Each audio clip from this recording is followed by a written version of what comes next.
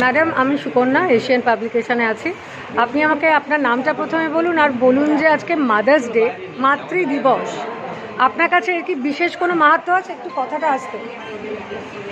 আমার নাম ভেরোনিকা বিশ্বাস। আজকে ইন্টারন্যাশনাল মাদার্স ডে সেলিব্রেশন করা হচ্ছে। আর এইটা আমার জন্য খুবই গর্বিত জিনিস যে আমাদের মায়েদের জন্য একটা দিন রাখা হয়েছে। সেই দিনটা এত সুন্দর করে সেলিব্রেট করা হচ্ছে, এটা আমার খুব ভালো লাগছে। আমি তার জন্য গর্বিত। আপনি কি কখনো ভেবেছিলেন আজকে আপনাকে একজন মা হিসেবে এই যে সম্মানটা দেওয়া হবে?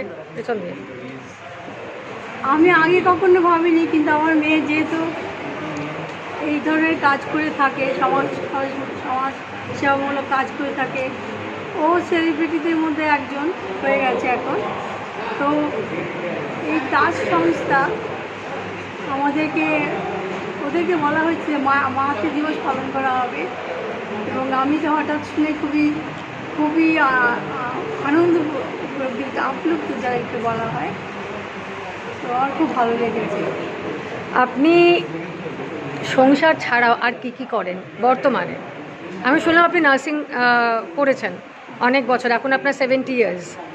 বর্তমানে আপনি কি করছেন? আপনি কি এখনও নার্সিংয়ের সঙ্গে জড়িত নাকি অন্য কিছু করছেন? আমি ঘর সংসারও করি এখনও, প্লাস আমি একটা বড় নার্সিংহোমের সাথে যুক্ত আছি। এবং নাচের? হ্যাঁ, নার্সের। আচ্ছা, নার্সিংহোমের সাথে যুক্ত আছি। নার্সিং হোম, আচ্ছা। হ্যাঁ। এবং সেখানে আমি ইনচার্জ হয়ে আছি। আর অদ্বিতি, আপনার কন্যার সাথে আপনার বন্ডিংটা কীরকম? ঠিক কীরকম সম্পর্ক? দেখুন, একটা মায়ের হৃদয়ে হলো মেয়ে হলো তার মায়ের প্রতিচ্ছবি, এবং সেই মেয়ের উপরে মায়ের অনেক ভালোবাসা থাকে। আর অদ্বিতীয় হলো ওর দাদার চাইতে 10 বছরের ছোট। আচ্ছা, আমাদের অনেক চাওয়া পাওয়ার মেয়ে, এবং সেইভাবেও বড় হয়েছে এবং আমাদের মান রেখেছে। ও ভীষণ ভালো মেয়ে, অনেক কাজ করে থাকে সবার জন্য।